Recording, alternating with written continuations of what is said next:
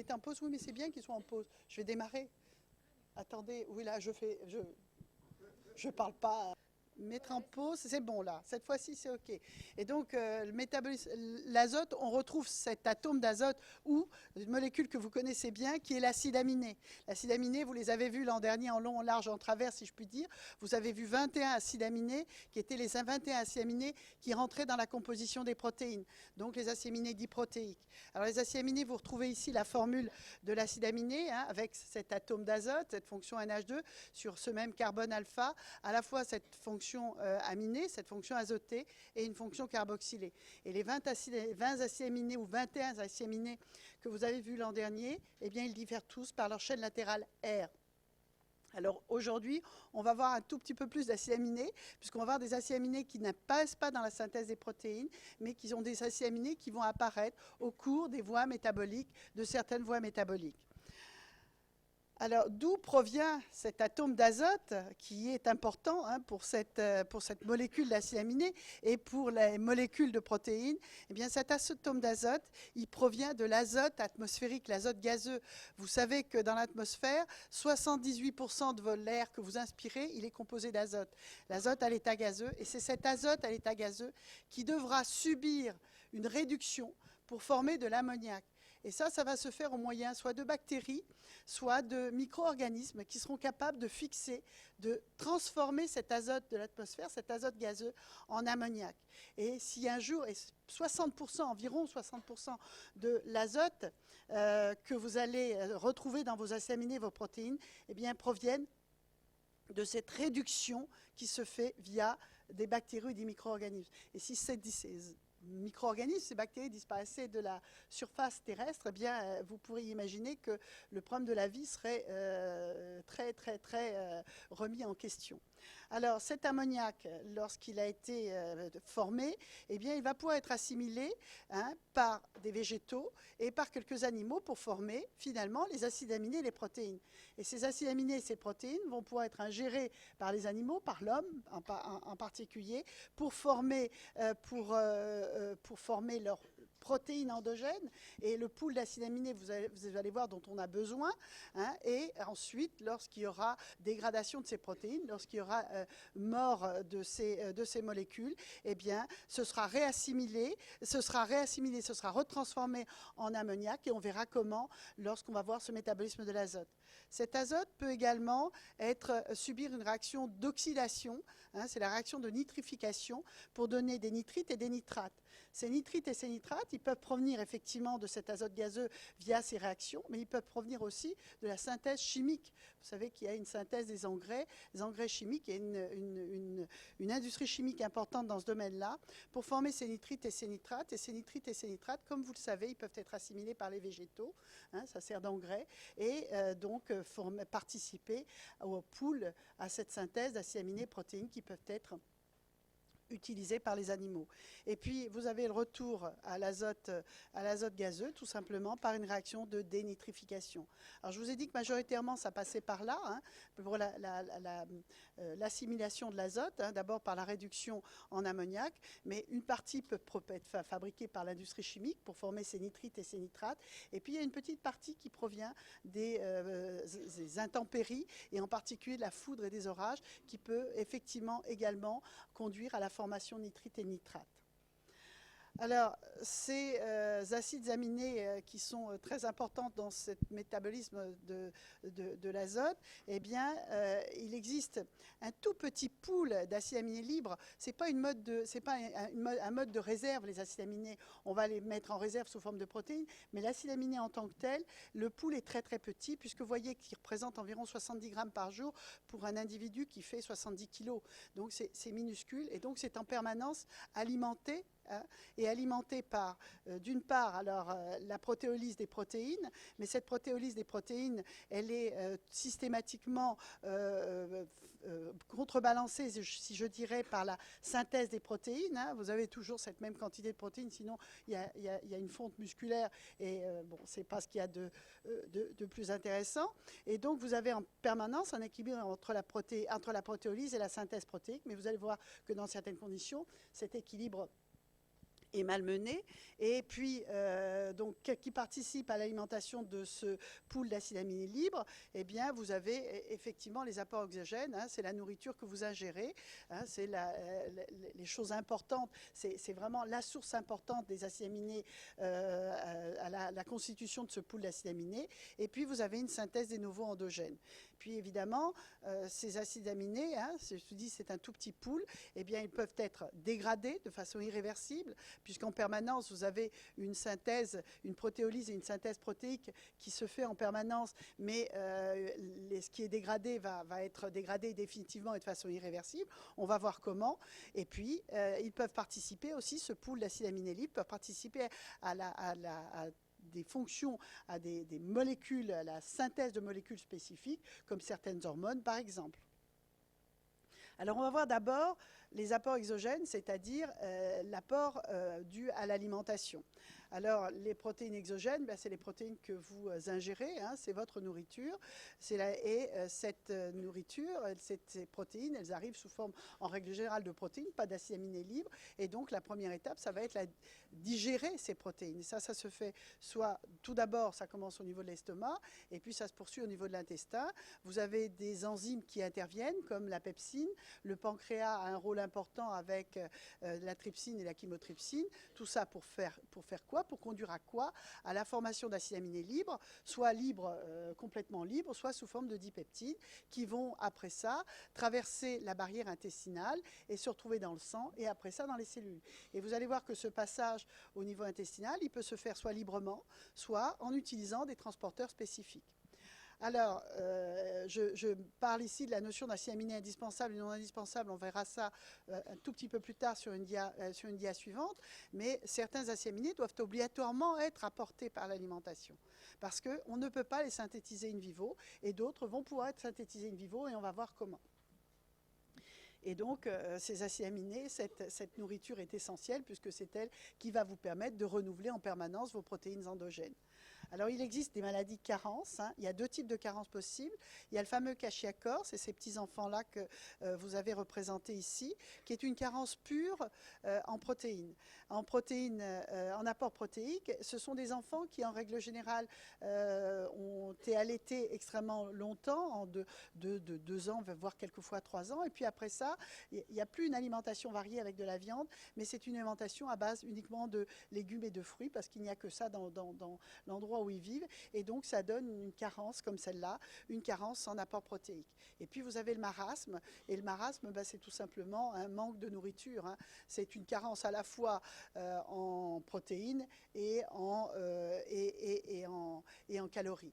Et donc c'est simplement des enfants qui meurent de faim. Alors, autre point d'entrée, autre source d'acides aminés libres, hein, je vous dis, c'est la protéolyse qui, normalement, est toujours parfaitement équilibrée avec la synthèse protéique. Hein. Vous voyez, 300 grammes par jour, 300 grammes par jour. Bien, dans certaines conditions, ce n'est pas le cas. Et ces conditions-là, eh bien, c'est cette protéolyse qui a lieu dans des conditions bien particulières, quand la cellule a des besoins énergétiques importants. Hein, et ce sont ce qu'on appelle les situations de catabolisme. Alors, vous connaissez une situation de catabolisme, ben, c'est simplement le jeûne. Vous arrêtez de manger, à un moment donné, eh bien, il faut bien récupérer son énergie d'une manière ou d'une autre. Hein. On va d'abord utiliser les lipides, les glucides, etc. Et puis à un moment donné, on va aussi utiliser les protéines, dont il y aura fonte musculaire, et donc il y aura une protéolyse musculaire. Et puis, autre situation, qui est une situation aussi catabolique, c'est les situations pathologiques, hein, lorsque vous avez une fièvre, lorsque vous avez une opération, lorsque vous êtes en situation, en difficulté. Alors, quelle est la source principale de ces acides aminés, de cette protéolyse?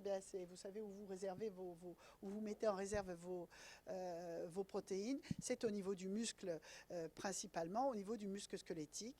Et vous avez deux mécanismes principaux de protéolyse. C'est la dégradation lysosomale. Vous savez que l'lysosome est un organite qu'on appelle, je dirais bien, vraiment entre parenthèses, entre guillemets, la poubelle de la cellule, puisqu'il y a un grand nombre de réactions d'hydrolyse qui se font à l'intérieur de cet organite. Et puis vous avez le fameux système ubiquitin protéasome. Alors, je ne parle pas à ce niveau-là, vous le voyez ailleurs, dans d'autres cours, vous en avez déjà entendu parler ou vous en entendrez encore parler. Alors, autre source d'acides aminés libres, eh bien, c'est la synthèse des novo endogènes, c'est-à-dire que certains acides aminés qui sont dits non essentiels peuvent être synthétisés à l'intérieur de la cellule in vivo. Et on va donc parler de notions d'acides aminés indispensables et non indispensables. Donc les acides aminés indispensables, comme son nom l'indique, eh bien, ils sont indispensables, ils doivent être obligatoirement être apportés par l'alimentation. On n'est pas capable de les synthétiser, ils viennent de l'extérieur. Et les acides aminés non indispensables, eh bien, on peut les synthétiser in vivo, et on les synthétise à partir de l'azote d'autres acides aminés, évidemment, et à partir du squelette carboné d'autres molécules intermédiaires. Alors, voilà la liste des acides aminés indispensables. Il est évident que je ne vous demande pas d'apprendre par cœur la liste des acides aminés indispensables et non indispensables. Ce que vous allez retenir, c'est les acides aminés indispensables dont je vais parler, puisqu'ils vont me servir pour la synthèse de certains autres acides aminés. Ça, demain, on fera je dirais, un petit peu une revue d'un certain nombre d'acides aminés essentiels et des acides aminés qui en dérivent, donc non essentiels qui vont en dériver. Et donc, je parlerai métabolisme et anomalie de ces voies métaboliques. Et donc, ceux-là, évidemment, vous les retiendrez et vous n'aurez pas, je dirais, le choix, puisque ça fait partie du cours. Mais la liste en tant que telle, il est bien entendu que je ne vous la demande pas par cœur. Alors, comment se fait cette synthèse d'acides aminés non indispensables?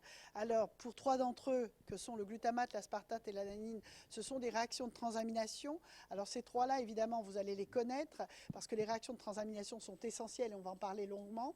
Hein. C'est la synthèse du glutamate. Et le glutamate, vous allez voir, on va en reparler, finalement, c'est la molécule qui reçoit l'azote de tous les acides aminés par transamination. Hein. Tous les acides aminés vont donner leur azote à l'acide alpha-cétoglutarique que vous avez ici pour former le glutamate, et l'acide aminé qui a perdu son azote devient l'acide alpha-cétonique correspondant. Autre transamination importante, et on va en reparler, c'est l'alanine transaminase, et on en reparle dans quelques instants.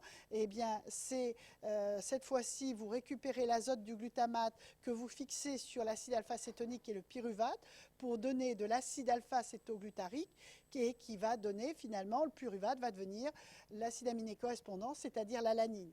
Et ça, c'est une transaminase importante, on va la redéfinir dans quelques instants.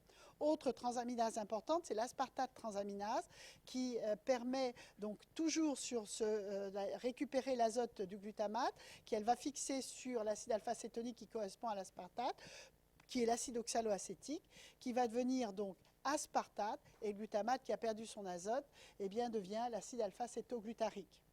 Alors, glutamine, asparagine, la glutamine, on va en parler parce que la glutamine, elle est essentielle pour le transport de l'azote, de l'ammoniac dans l'organisme. Eh bien, elle se synthétise tout simplement à partir du glutamate par une réaction qui va être catalysée par une glutamine synthétase qui va donner de la glutamine. Et puis l'asparagine, ben, c'est exactement la même chose. C'est à partir de l'aspartate, une asparagine synthétase qui va donner de l'asparagine.